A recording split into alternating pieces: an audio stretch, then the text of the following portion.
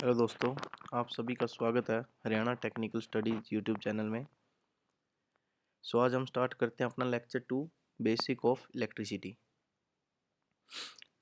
Basic of electricity में जो topic main topic है मैं आप लोगों को बता देता हूँ। Electricity, number 2 voltage, current, power, energy, Ohm's law बहुत इंपॉर्टेंट है, इससे रिलेटेड काफ़ी क्वेश्चन आते हैं एग्जाम में।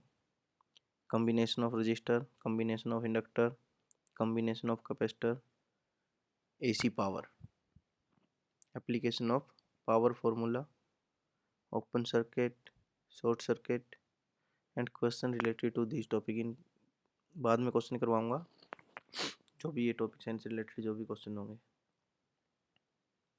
सबसे पहले इलेक्ट्रिसिटी। इलेक्ट्रिसिटी है क्या? इलेक्ट्रिसिटी है इलेक्ट्रिक चार्ज का फ्लो।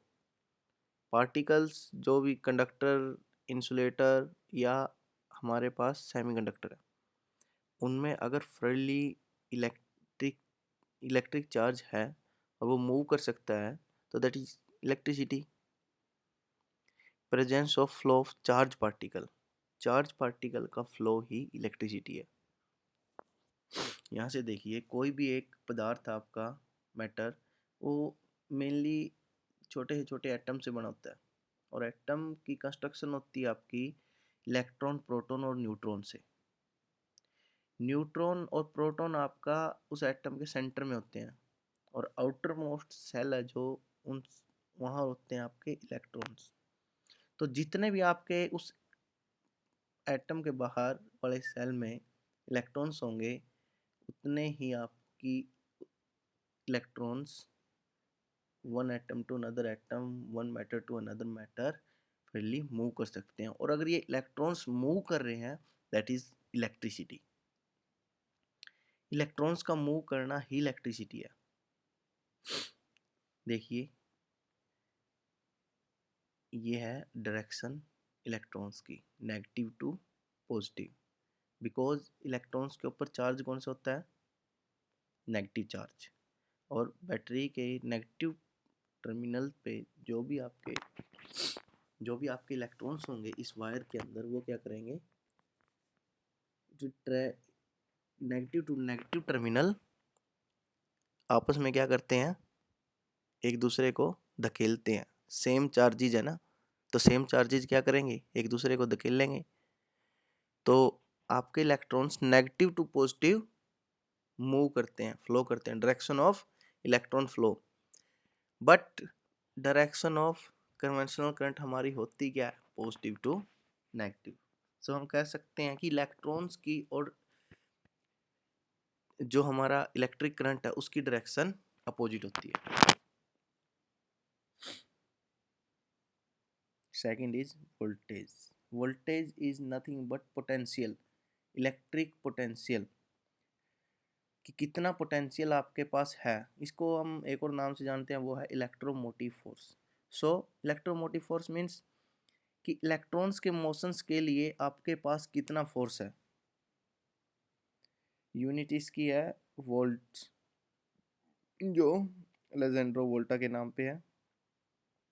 इसको हम यह भी कह सकते हैं कि voltage rate of change of work per unit charge है। देखिए, इस एग्जांपल से बताता हूँ। ये हमारे पास एक वाटर टैंक है। वाटर टैंक में जो पानी स्टोर हुआ है वो क्या आपके पास? Electric charge. और इलेक्ट्रिक चार्ज आपके पास जितना इकट्ठा हो रहा है वो है आपके पास वोल्टेज। इसका लेवल देखिए, टैंक का 8 लेवल तक है, तो इसका मतलब आपके पास इतनी वोल्टेज है।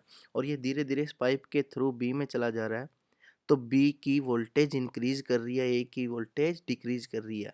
और जो इलेक्ट्रिक चार्ज फ्लो कर रहा है वो है आपका करंट।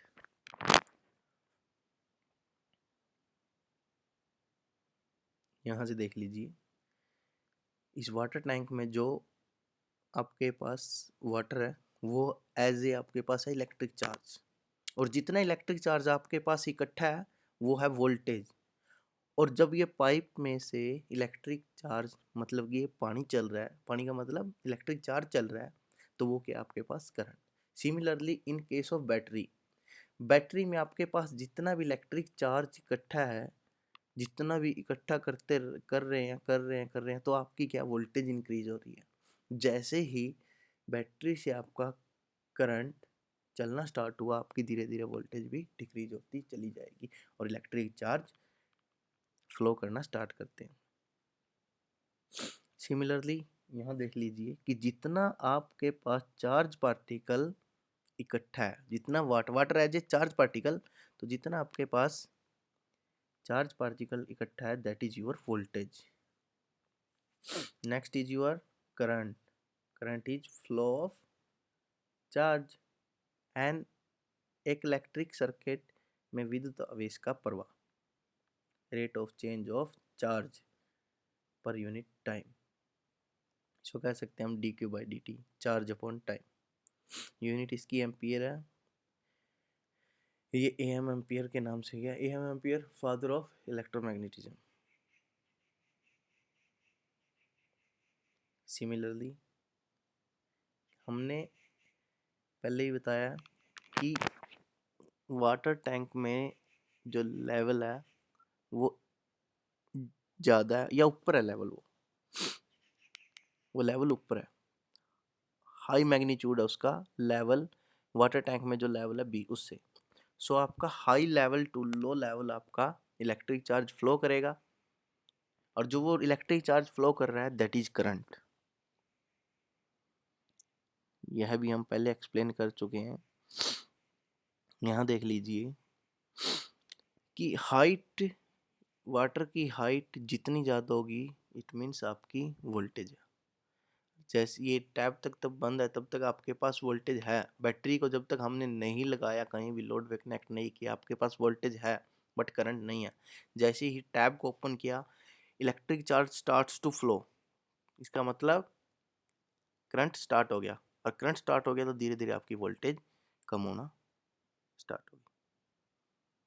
पावर, बेसिकली पावर है क्या, product of voltage and current, but इसको हम क्या बोल सकते हैं, rate at which work is done, कि जिस दर से काम हो रहा है, वर्क पर यूनिट टाइम, इसकी यूनिट आपकी what.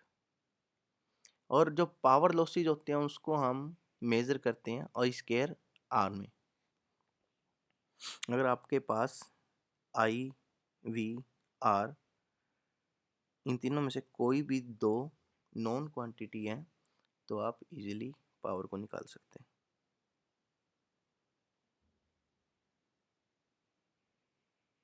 Energy, energy means capacity to do work, कार्य करने की क्षमता। और एनर्जी को अगर हम इलेक्ट्रिसिटी वे में देखें तो होता क्या है, एनर्जी, एनर्जी होता है कि कितनी देर के लिए आपने पावर कंज्यूम की, सो पावर इनटू टाइम, और इसकी यूनिट होती है हमारी वाट आवर। जितने भी एनर्जी मीटर हैं डिस्ट्रीब्यूशन डिपार्टमेंट में, यूएच डीएच में, हम वहाँ देखेंगे कि जो हमारी यूनिट चार्ज होता है, जो एक यूनिट होती है उसका क्या होता है, उसकी यूनिट किलोवाट आर, वो एनर्जी की यूनिट है।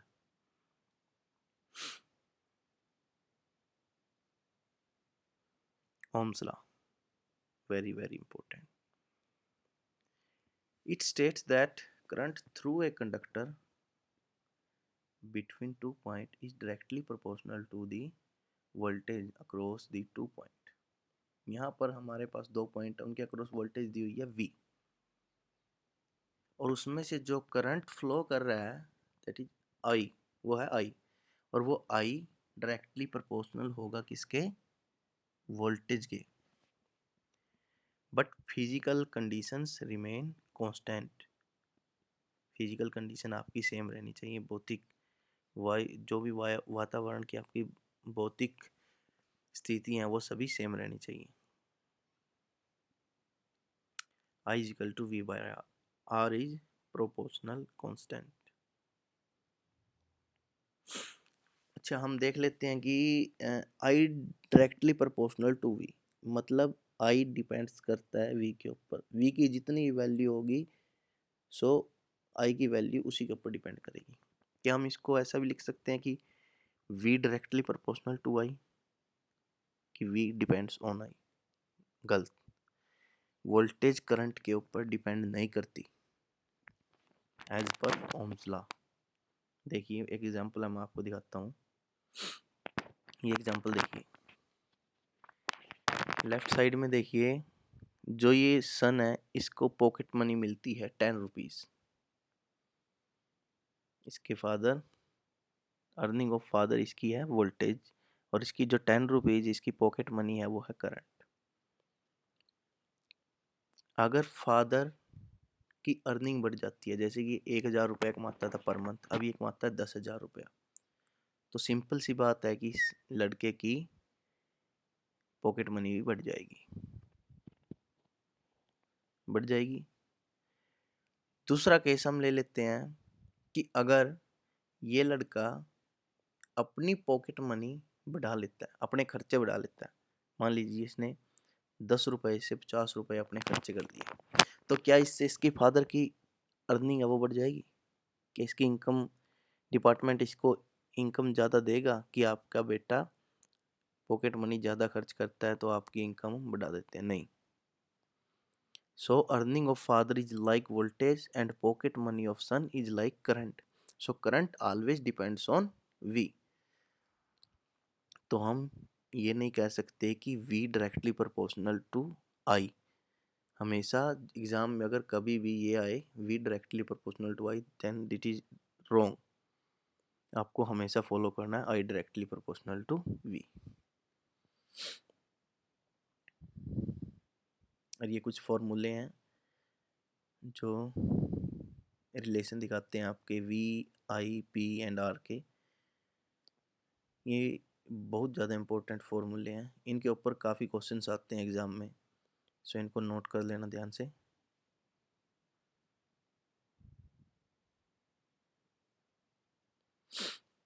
ये देखिए एक एग्जांपल और आपके पास, मैं वोल्टेज, एम्पियर और resistance, ohm is like resistance, मैं इन तीनों के बारे में, तीनों की रिलेशंस के बारे में आपको बताता हूँ। वोल्टेज हमेशा इलेक्ट्रिक चार्ज को पुश करता है, जितना आपके पास वोल्टेज होगा वो उतना ही पुश करेगा इलेक्ट्रिक चार्ज को मूव करने के लिए, फ्लो करने के लिए। और इलेक्ट्रिक चार्ज उतना ही मूव करेगा जिस तरह का रास्ता है। रास्ता डिपेंड करता है रेजिस्टेंस के ऊपर। अगर भीड़ा रास्ता है, नैरो, तो इसका मतलब रेजिस्टेंस बहुत ज़्यादा है। अगर ये रेजिस्टेंस रस्सी खींच के रखता है तो इसका मतलब रेजिस्टेंस की वैल्यू ज़्यादा है। अगर रेजिस्टेंस की वैल्यू ज़्यादा है तो करंट आपका बहुत कम जाएगा यहाँ से। अगर ये यहाँ से ढील दे देता है तो आपका रास्ता ये चौड़ा हो जाएगा और ज़्यादा से ज़्यादा इलेक्ट्रिक चार्ज यहाँ से मूव कर जाएगा, और जितना ज़्यादा मूव करेगा उतना ही करंट यहाँ से मूव करेगा। सो ये तीनों वोल्टेज, करंट एंड एम्पियर आपस में रिलेट करते हैं। कम्बिनेशन ऑफ रजिस्टर, तो हम कम्बिनेशन ऑफ रजिस्टर्स के ऊपर भी काफ़ी क्वेश्चंस आते हैं। First of all series combination. Series combination में क्या होता है? सीरीज कम्बिनेशन में हर एक रेजिस्टेंस के अक्रॉस इक्वल करंट फ्लो करेगा, ये वोल्टेज भी। सो जो भी करंट होगा वो तीनों रेजिस्टेंस से सेम होगा, आई आई आई। सो जो वोल्टेज ड्रॉप होगा वो क्या होगा? IR1, IR2 and IR3।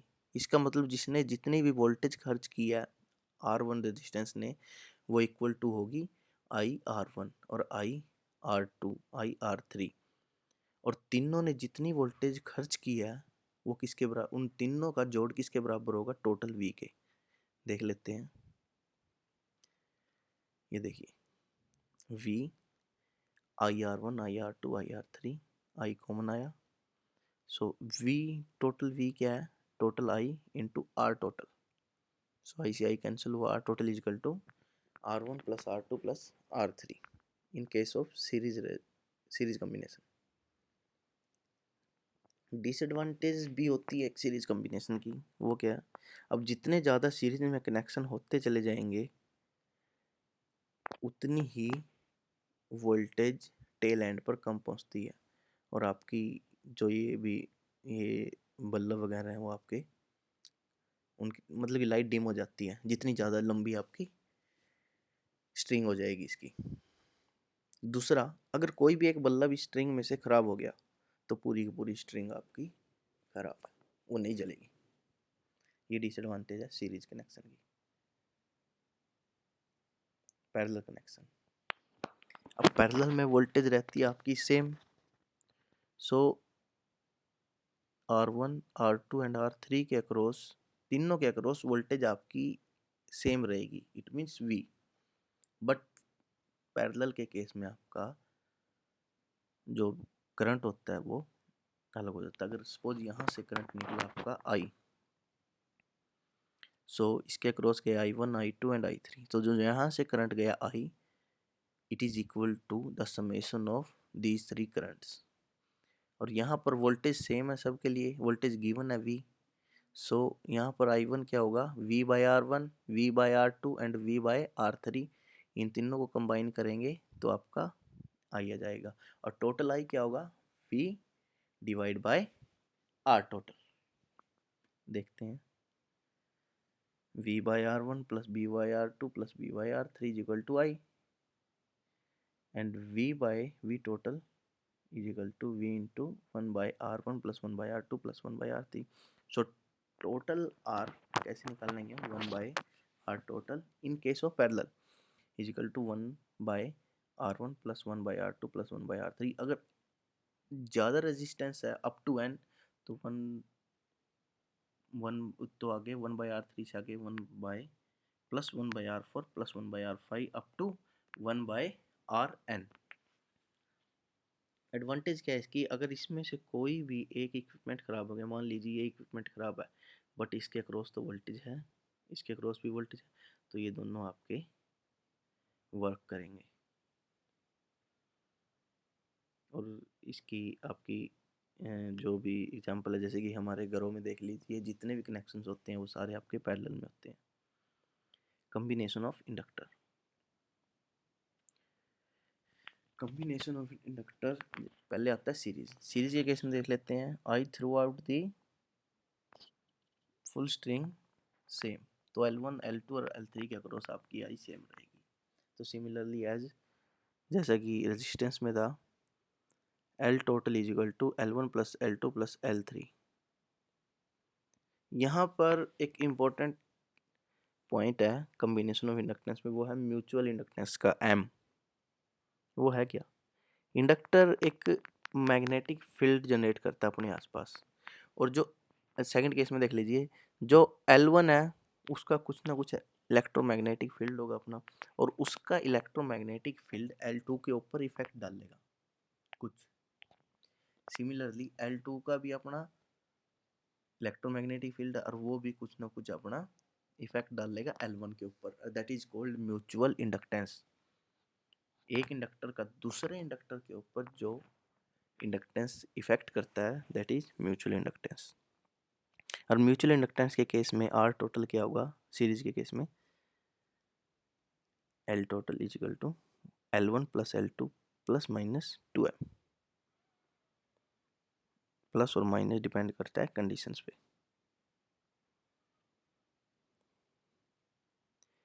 In case of parallel similarly as resistance 1 by L total is equal to 1 by L1 plus 1 by L2 plus 1 by L3 up to जितने भी आपके पास इंडक्टर है, plus 1 by L4 plus plus plus plus 1 by Ln। in case of mutual inductance effect, so L1 L2 minus M square divided by L1 plus L2 plus minus 2M। combination of capacitor, capacitor एक एक passive component है जो दो plate से बना होता है, positive और नेगेटिव। पॉजिटिव और नेगेटिव ये क्या है, कि जब भी हम उन और एक दो प्लेट्स के अक्रॉस अगर हम वोल्टेज सप्लाई करते हैं और उन दोनों के बीच में है इंसुलेटर, तो एज ए ओपन सर्किट, तो जितना भी आपके पास वोल्टेज है वो सारे का सारा एक प्लेट के अक्रॉस आपका पॉजिटिव चार्ज इकट्ठा हो जाएगा और एक प्लेट के अक्रॉस आपका नेगेटिव चार्ज इकट्ठा हो जाएगा। तो इट मीन्स और बीच में डाइलेक्ट्रिक, और वो डाइलेक्ट्रिक उस चार्ज को स्टोर कर लेता है। That is your capacitor. Combinations of capacitor series. Series के केस में आपका करंट सेम रहता है और वोल्टेज आपका different. So 1/C total is equal to 1/C1 plus 1/C2 plus 1/C3. In case of parallel, C total is equal to C1 plus C2 plus C3. Next is AC power. AC power is different from DC power. DC power में case में क्या होता था, P is equal to VI, simply VI. But AC power के case में ऐसा नहीं होता। क्यों? क्योंकि जो AC पावर है इसमें वोल्टेज और current both are time dependent. मतलब कि हर एक इंस्टेंट पर वोल्टेज की और करंट की वैल्यू अलग होती है। जो भी आपका वेव फॉर्म जिस एंगल पर होगी उतना ही उसका मैग्नीट्यूड होगा। So in case of single phase P is equal to VI into cos phi. cos phi is your power factor. Three phase के केस में क्या होता है, P is equal to √3 VL into IL into cos phi. VL IL क्या है, line voltage and line current.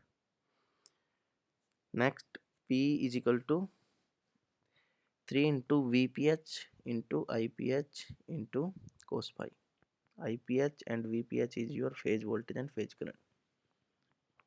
इसमें भी confusion रहता है कि लाइन वोल्टेज और फेज वोल्टेज क्या है।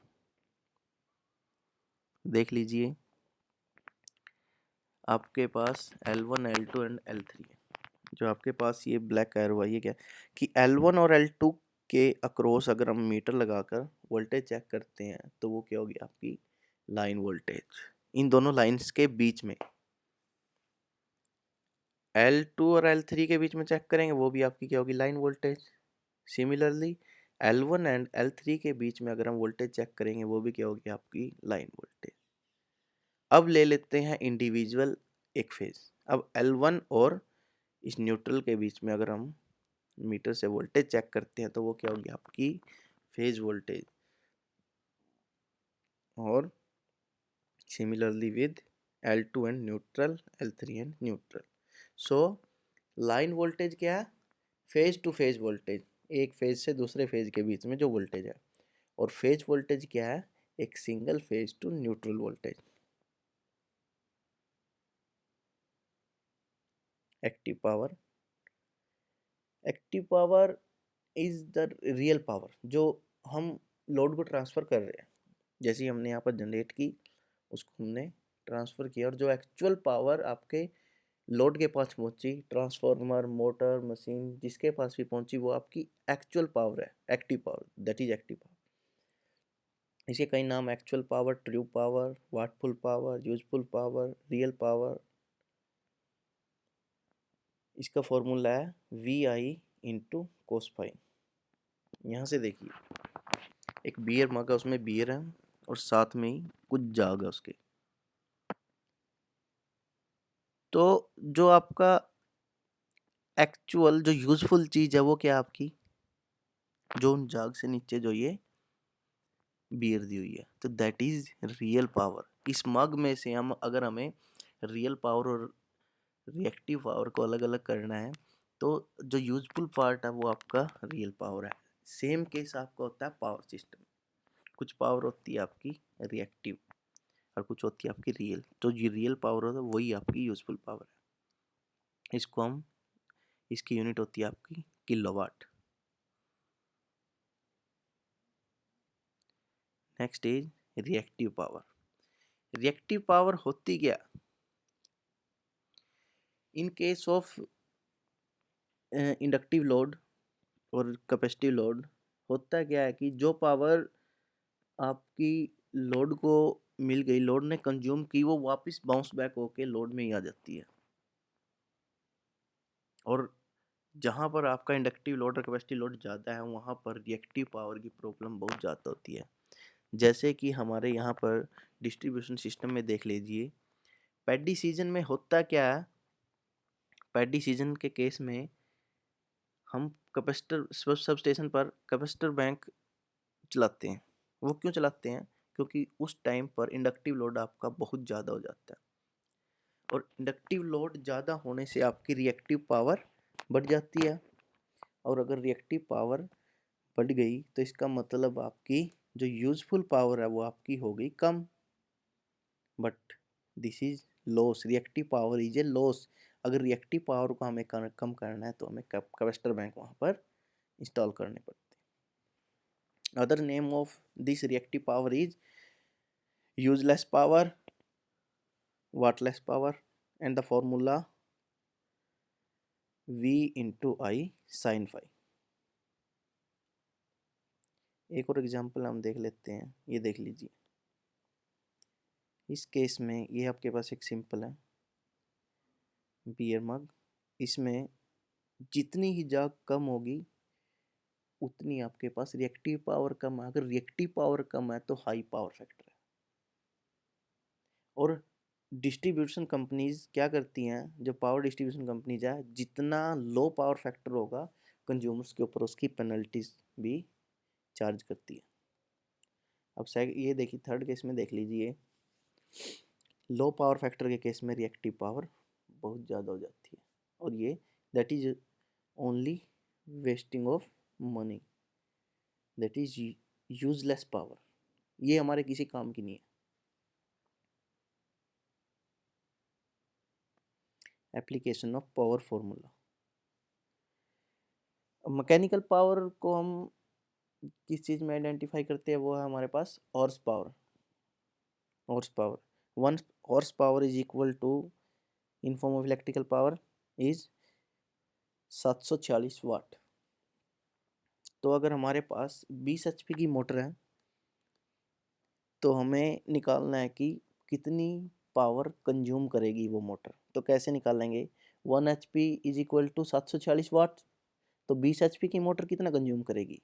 746 वाट इंटू मल्टीप्लाई विद 20, तो ये आपका होगा 14,920 वाट, यानी कि 14,920 किलोवाट। अब 14,920 एच पी की जो मोटर है वो अगर 8 घंटे चलती है तो वो कितनी एनर्जी कंज्यूम करेगी, उसको मल्टीप्लाई कर लेते हैं हम आर से, क्योंकि एनर्जी क्या होता है? Power into time. तो 14,920 गुना 8, that is 119.36 kilowatt hour, approximate 120 kilowatt hour. तो 20 एचपी की मोटर जो एग्रीकल्चर फील्ड में चलती है 8 घंटे, वो 8 घंटे के रनिंग पीरियड में 120 यूनिट निकाल देती है।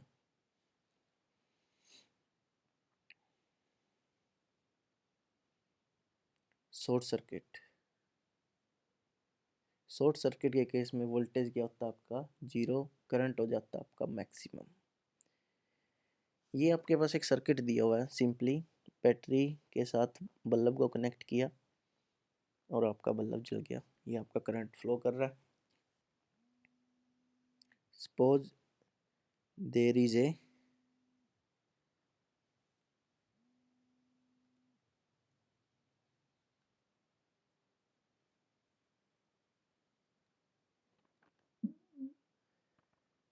Short circuit. अब देख लीजिए, अब यहाँ पर एक आपका सर्किट ये चल रहा था, अगर यहाँ पर कोई भी एक शॉर्ट सर्किट आ जाए, देखिए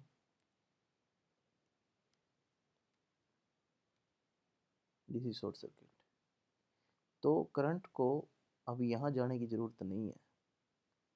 करंट को यहाँ से एक छोटा रास्ता मिल गया जो इजी टू मूव है, तो वो उस रास्ते को फॉलो करेगा, वो आगे नहीं जाएगा। और इस केस में आपका बल्ब क्या जाएगा, ऑफ।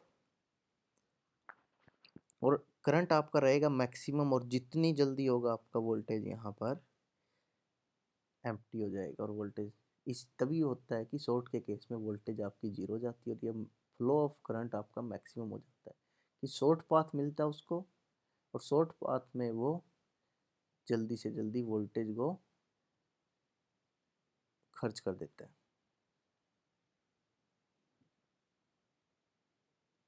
यहाँ पर देख लीजिए,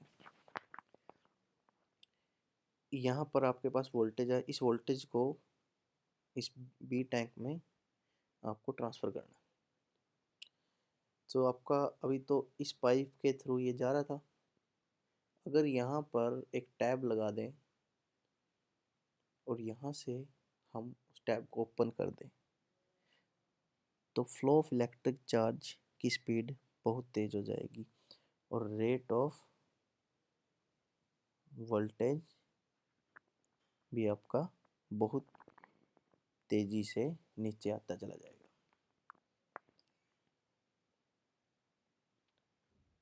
एक एग्जांपल देखिए, हमें बाय रोड यहाँ से ये फ्रूट्स लेकर आने हैं, तो बाइक यहाँ से गई, यहाँ से आई और यहाँ से, बट अगर आपके पास एक शॉर्ट सर्किट है, शॉर्ट सर्किट बोले तो शॉर्ट वे, तो हम इसको भी फॉलो कर सकते हैं। बट आप कहेंगे कि नहीं नहीं नहीं, ये रास्ता अच्छा है, हम यहीं से जाएंगे। बट इन केस अब अच्छे रास्ते पर बैरियर लगा हुआ है, देन हमेशा हम शॉर्ट सर्किट से जाएंगे, और शॉर्ट सर्किट से आपके पास टाइम भी कम लगेगा। सो सेम केस होता है आपका इलेक्ट्रिक सर्किट में। अगर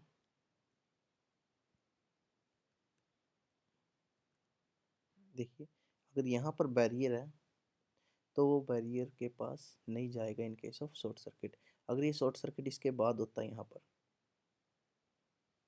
तब भी वो यहाँ से ना होकर यहाँ से जाता है। देख लीजिए, दिखाता हूँ।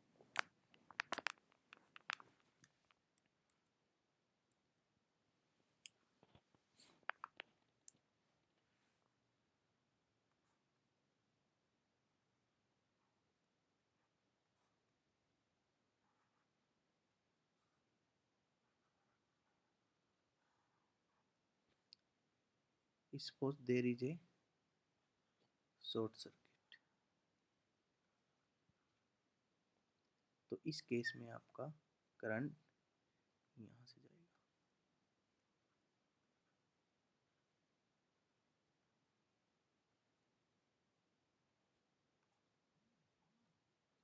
फ्लो ऑलवेज क्या करता है, बैरियर्स को इग्नोर करता है। And this is barrier for flow of charge, because it, क्योंकि इसके पास कुछ रेजिस्टेंस की वैल्यू है, और resistance is barrier for electric current.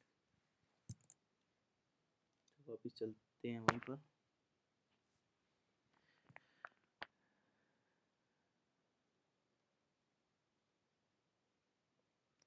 Next is open circuit. Open circuit के केस में आपकी वोल्टेज मैक्सिमम रहती है लेकिन करंट जीरो। ये देखिए एग्जांपल आपके पास,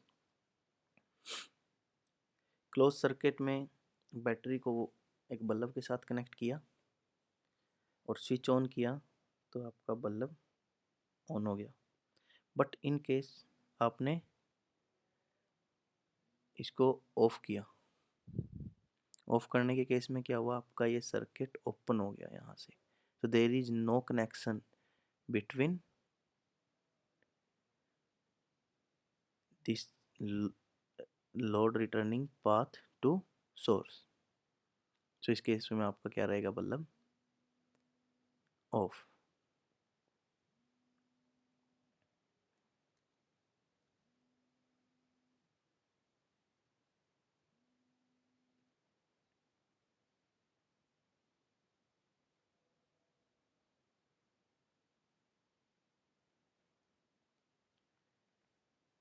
इसका प्रैक्टिकल एग्जांपल देख लेते हैं। देखिए, अगर यहाँ पर एक टैब है और मैं उस टैब को कर देता हूँ क्लोज, तो इट मीन्स जो यहाँ से इलेक्ट्रिक चार्ज फ्लो कर रहा था वो क्या हो जाएगा आपका, बंद। इट मीन्स ये क्या हो गया, ओपन हो गया ना। तो ओपन के केस में इलेक्ट्रिक करंट क्या हो गया, flow of electric charge zero. लेकिन आपके पास वोल्टेज क्या रही, मैक्सिमम वोल्टेज क्या है, एक्यूमुलेशन ऑफ इलेक्ट्रिक चार्ज। जितना भी आपके पास चार्ज इकट्ठा है वो आपकी वोल्टेज है। तो उसी केस, तो ओपन सर्किट के केस में आपकी वोल्टेज मैक्सिमम रहती है और करंट आपका जीरो। इस केस में देखिए, flow of this trunk is your electric current.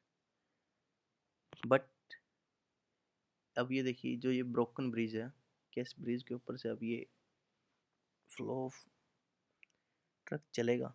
नहीं, यहाँ पर इसका लग गया ब्रेक, तो आपका करंट यहाँ पर क्या हो गया, zero. Current is like trunk, ये ट्रंक जो चल रहा था, गतिशील ट्रंक था, ये था आपका करंट। और ये गतिशील ट्रंक को अब क्या मिल गया, ओपन सर्किट, रास्ता ही नहीं आगे जाने का। तो इस केस में आपका करंट क्या हो गया, स्टॉप, बिल्कुल जीरो। और ऐसा तो नहीं है ना कि आपके पास वोल्टेज नहीं है, वोल्टेज तो है। इस ट्रंक के अंदर पेट्रोल तो है, इसमें पोटेंशियल है आगे जाने का, बट ये नहीं जा सकता। क्यों? क्योंकि इसके पास रास्ता नहीं आगे जाने का। Questions related to this topic, ऐसे ऐसे क्वेश्चन काफ़ी आते हैं एग्जाम में कि 200 वाट के बल्ब सीरीज में लगे हुए हैं और उनको 200 वोल्ट सप्लाई है।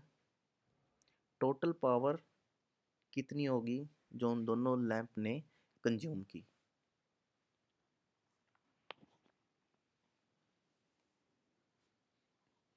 देखते हैं इसको।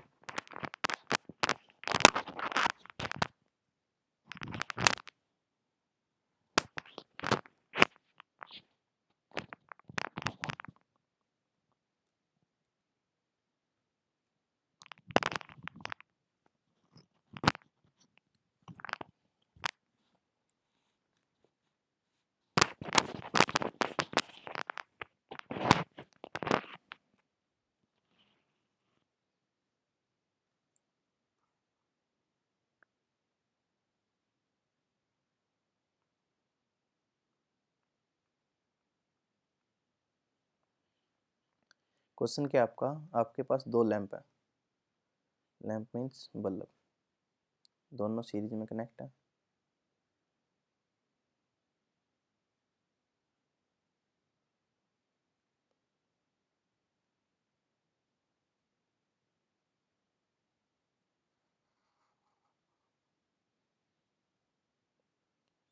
ये आपका वोल्टेज सोर्स है, ये है आपका 200 वोल्ट,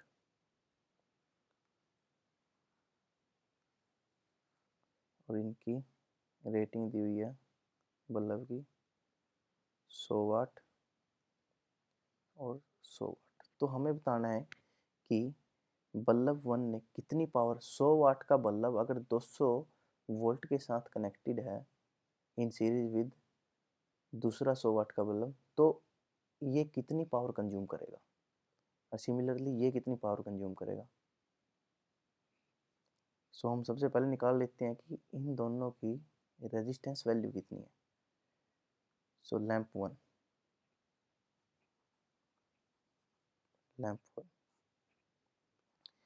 पावर कितनी है लैंप की, 100 watt, and power is your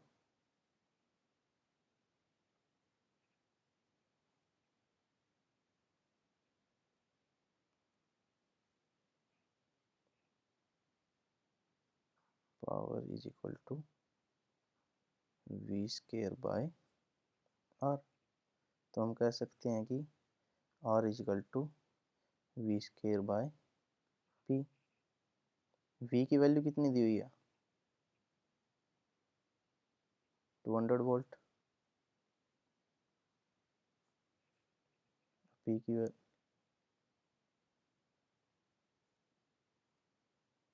P की वैल्यू है आपके पास 100 watt, so that is 200 into 200 divide by 100 is equal to 400 ohm. Similarly case आपका फॉर लैम्प 2, P इज 100 वाट और P को हम लिख सकते हैं V स्क्वायर बाय R। ये हो गया हमारे पास 200 गुणा 200 divide by 100 that is also 400 ओम। अब R टोटल क्या हो गया फिर? ये हो गया R1 इज इक्वल टू 400 ओम। ये हो गया R2 इज इक्वल टू 400 ओम। तो सर्किट का टोटल R क्या हो गया? तो ये सर्किट ऐसे बन गया ना,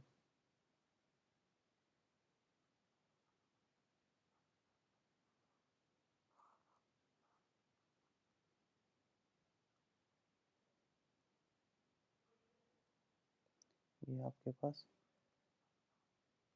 400 ओम, ये आपके पास 400 ओम, ये है आपके पास 200 वोल्ट।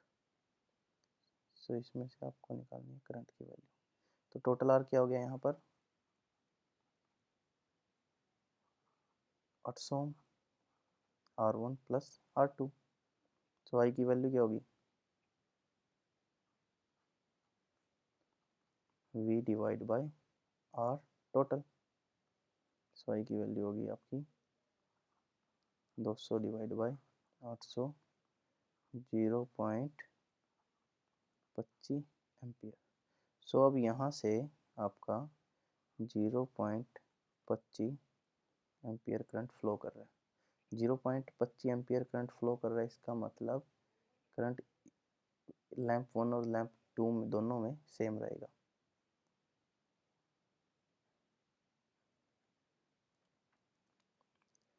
अब निकालते हैं पावर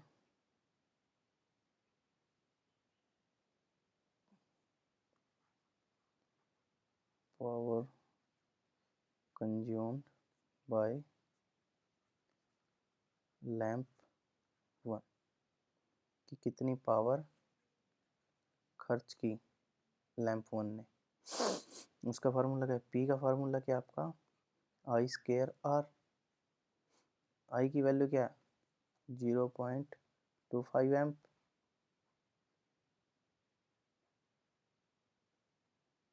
R की वैल्यू क्या है?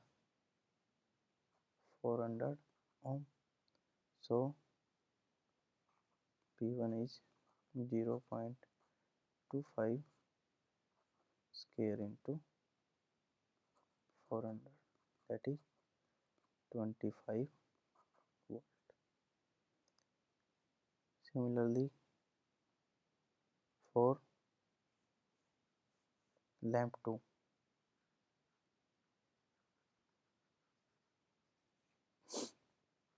P2 I square R2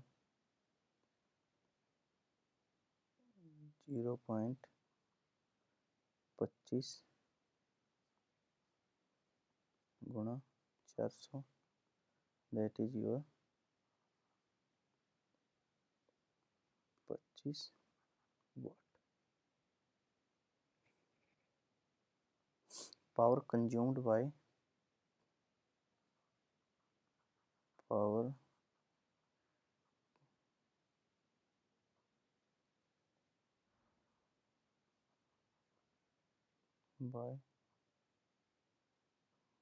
both lamp. तो RT की वैल्यू क्या है यहाँ पर? 800 ओम। सो PT क्या होगी? पावर कंज्यूम्ड बाय सर्किट, तो पूरे दोनों लैंप ने इकट्ठी पावर कंज्यूम की, वो क्या होगी? करंट रहेगा सेम आपका I स्क्वायर R। ये क्या हो जाएगी आपकी?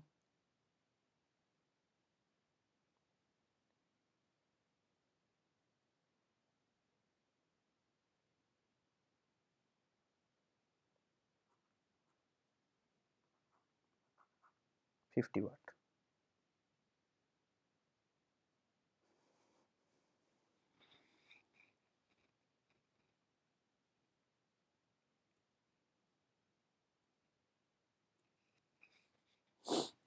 सेकंड क्वेश्चन देखते हैं।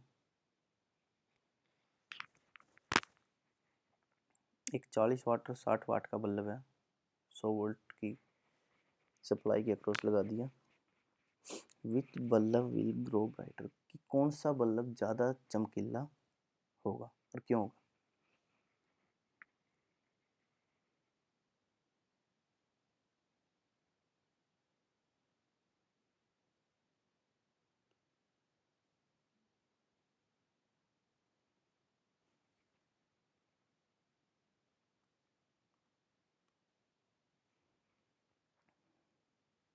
यहाँ देख लेते हैं क्वेश्चन 2।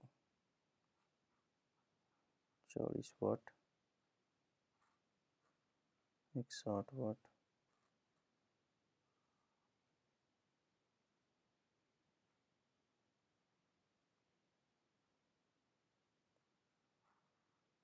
ये 40, ये है 60 वाट।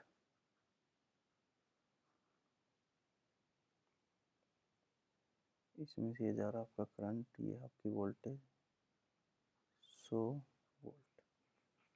तो सबसे पहले क्या निकालेंगे हम कि resistance value of lamp one. Lamp one में आते हैं, P is given 40 watt, so P is V square by R, so R is V square by P, that is 100 into 100 divided by 40,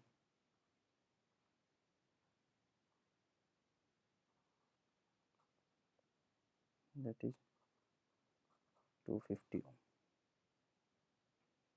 Lamp 2, P is 60, then R is V square by P, 100 into 100 divided by 60.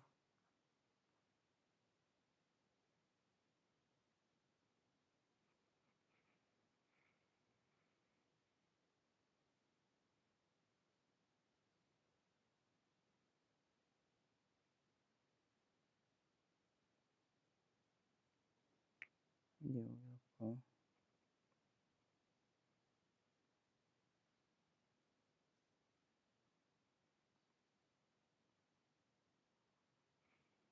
ohm.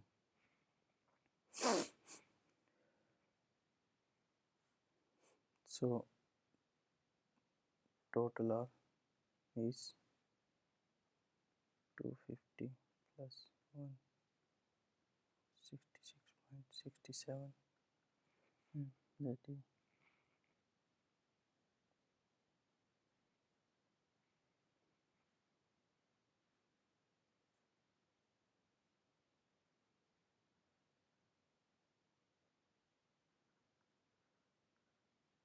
so I is V by RT. V is your 100 volt, RT के आपका 416.67। तो ये क्या है,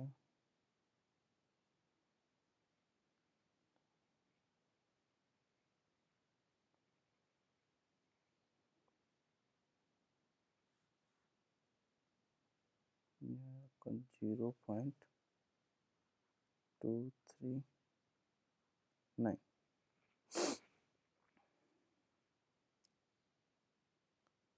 So power consumed by lamp 1, जो power lamp 1 ने खर्च की कितनी, P1 is equal to I square into R, I 239 का स्क्वायर इंटू आर की वैल्यू क्या है 250,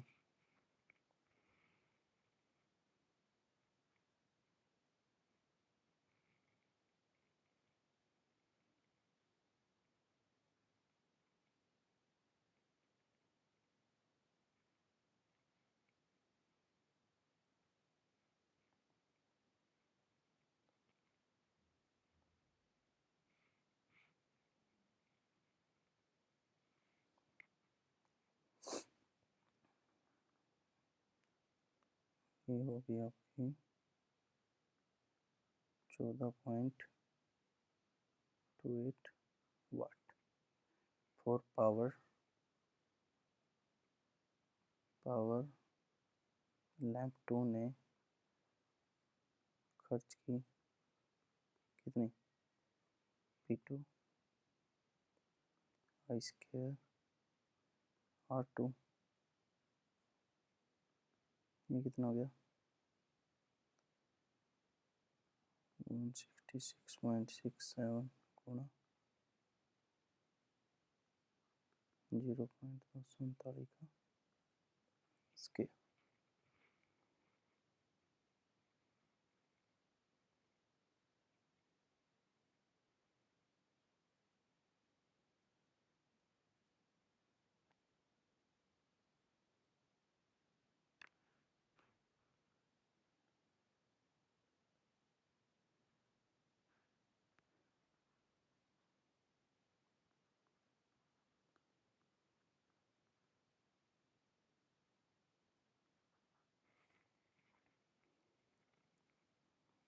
तो P1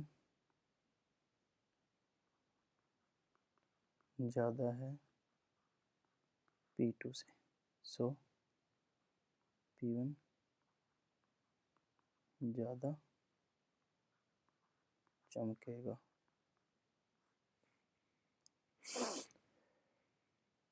सिंपल सा क्वेश्चन है कि जिसमें रेजिस्टेंस की वैल्यू ज़्यादा आ जाए आगे जाने की ज़रूरत ही नहीं है, जिसमें रेजिस्टेंस की वैल्यू आ जाए तो वोल्टेज ड्रॉप उसके अक्रॉस ज़्यादा होगा, और जिसके अक्रॉस वोल्टेज ड्रॉप ज़्यादा होगा तो उसके जो ब्राइटनेस होगी वो ज़्यादा होगी।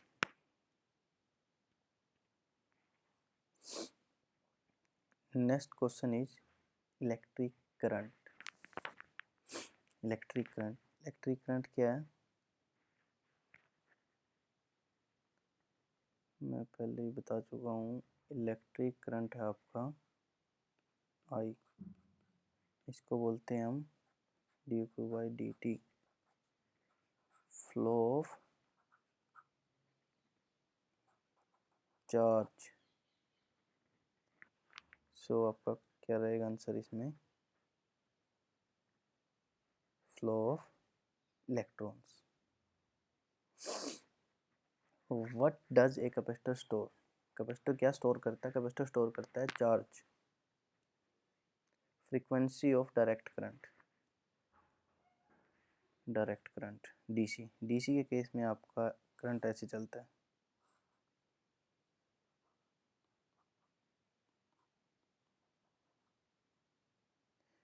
सो इसमें कोई अप डाउन नहीं है, तो फ्रीक्वेंसी क्या हो जाएगी आपकी डीसी की 0 hertz.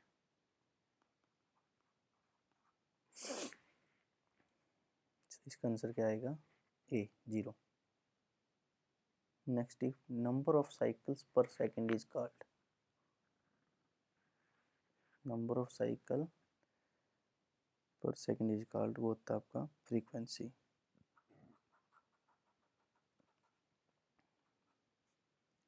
Number of cycle in 1 second, देखिए कैसे होता है।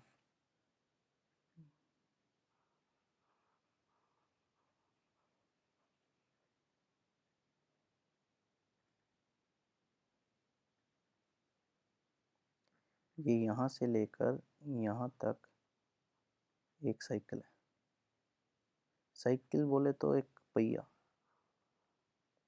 पहिए को दो हिस्सों में तोड़ दिया, एक ये और एक ये, और इनको लगा दिया कैसे, एक को ऐसे लगा दिया और एक को लगा दिया ऐसे, तो ये क्या हो गया आपका एक 1 साइकिल। तो ये आपको हो गया 1 साइकिल। मान लीजिए ये है आपका यहाँ तक का टाइम 1 सेकेंड, तो इस केस में कितने साइकिल्स हैं, तो देखो काउंट करो 1 2 3 4 5 एंड 6।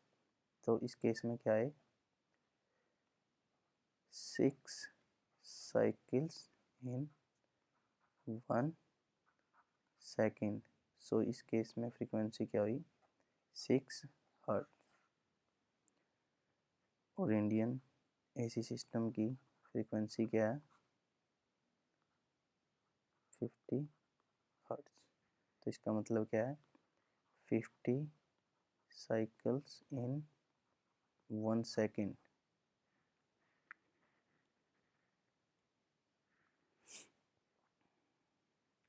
सो गाइज अगर आप लोगों को ये वीडियो अच्छी लगी तो like and subscribe my channel and press the bell icon. तो जो भी आपका नेक्स्ट लेक्चर होगा तो आपको उसकी नोटिफिकेशन मिल जाएंगी अगर आप बेल आइकन दबाओगे तो। Thank you guys.